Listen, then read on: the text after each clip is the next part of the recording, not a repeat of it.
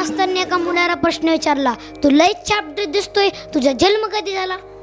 त्यांनी सांगितलं, सर माझा जन्म बुधवारी झाला. मग सर तुमचा जन्म कधी झाला? सरांनी सांगितलं, माझा जन्म तर रविवारी झाला. सर तुम्ही सर असून खोटं बोलू नका, रविवारी जन्म होतच नाही का? रविवारी तर सुट्टी असती, आता जन्मातना सुट्टीचं काय आहे का? सर म्हणले, चुप बस, तुला बेल्टच काढून मारीन. तो म्हणला, मारूच शकत नाही का? बेल्ट काढल्यावर तुमची पॅन्टच गळून जाईल.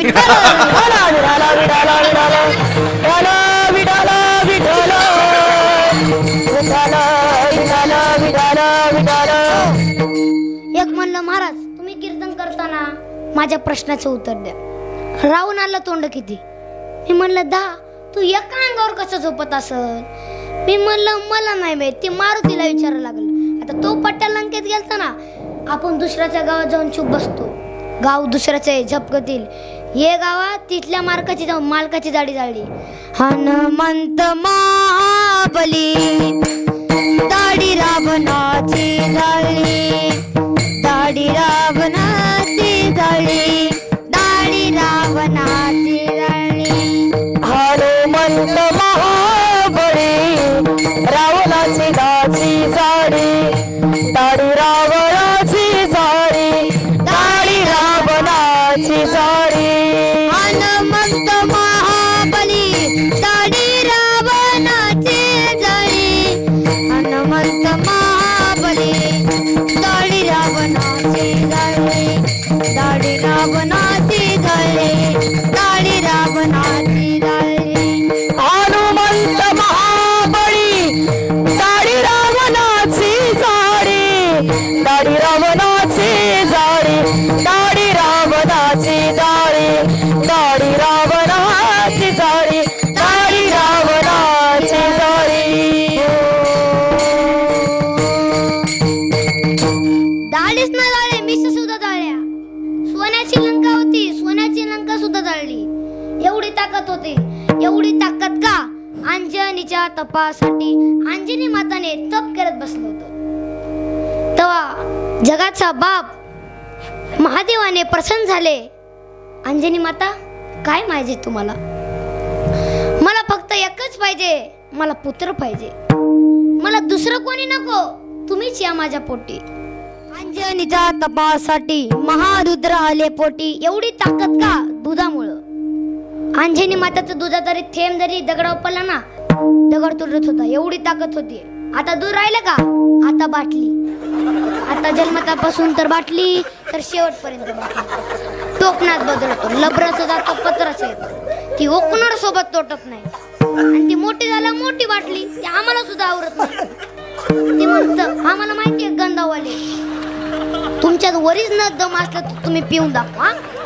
त्यासाठी आम्ही भुका थांबले का? त्यासाठी आम्ही मारी घालतो का? एक दोन पारावर बसले, एक म्हणला दारू पिल्यानं खोकला जातो का? दुसरा म्हणला नक्की जाणार का?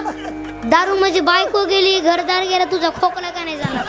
एक आले ना वेगळं, एक आले ना वेगळं. एवढं सांगितलं ना, आयुष्याचा नाश करू नका. मंडपाच्या बारी गेलं ना, काढलीच तंबाखू. लय लांबून लांबून मारत येतात. आजचं तर लयच बारीक पिल्लू होत, लय ठोकत होत. गावकऱ्यांनी लय निवडून निवडून मार झाले. आम्हाला ते तंबाखू निवडतंय. आजचं तर लयच बारीक होतं, पण लय ठोकत होत. त्यांनी तर सांगितलं ना, पुड्या खाऊ नका, सांगितच असत्यात. हो हो म्हणायचं असतं, त्यांचा धंदाच आहे. अरे नका करू नाश आयुष्याचा, नका करू नाश आयुष्याचा, नका करू नाश आयुष्याचा, नका करू नाश. आता तरी पुढे ह्याची उपदेश.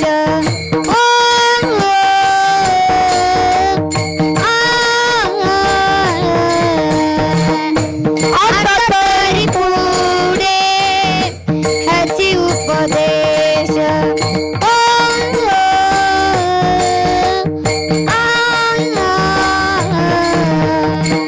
आता तरी पुढे आजी उपदेश. ओ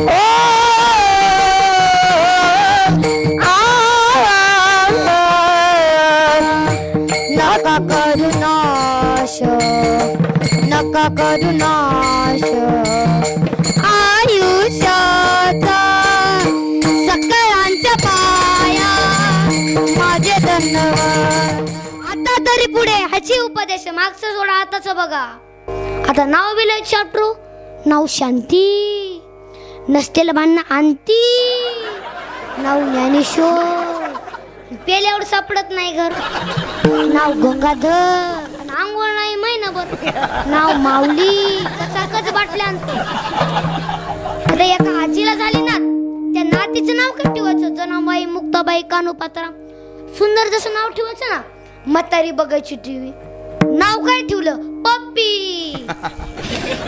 आता पप्पी कुठं नाव असतं का? आता पप्पी आजी मागे समाधी सोडायला कुठं? आळंदीला. तिथं लाखो वार करी, सर्व सुखाची लहरी, ज्ञानाबाई अलंकापुरी. नातनाजी दर्शन झालं, एसटी मध्ये बसले, पण एसटी मध्ये बसायलाच जागा नव्हती. दिवस मावळला, रात्र झाली, पण त्यांना काय बसायला जागा भेटली नाही. पण रात्री 6 वाजता ती एसटीच्या खाली कंडक्टर उतरला. आजी माय काठी टेकत त्या कंडक्टर पैसे गेली. कंडक्टर, दिवस मावळला, रात्र झाली, पण मला काय बसायला जागा भेटली नाही. तू मला नको घेऊ, पण माझी पप्पी घे. कंडक्टर जगावर टाकला. दुसऱ्या कंडक्टरनं दवाखान्यातच नेलं. आजी माझी सफरचंद घेऊन गेली. या काय झोपायची वेळ, आता तरी माझी पप्पी घे.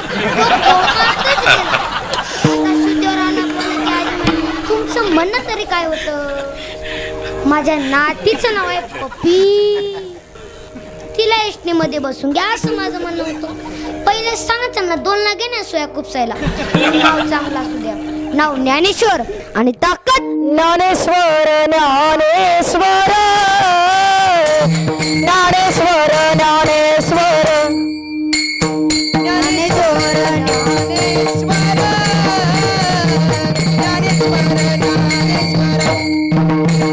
मुखी मनता सुखती तेर, मुखी मनता सुखती तेर.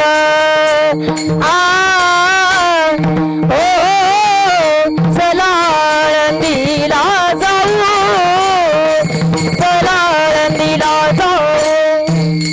मुखी मनता सुखती तेर, सुखती तेर.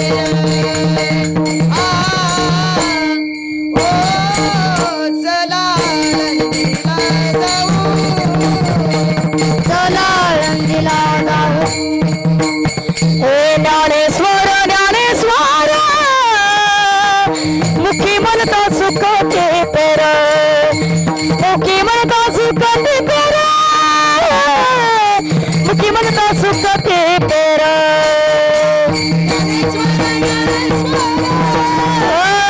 मुखी म्हणता सुखते पेर, मुखी म्हणता सुखते पेर,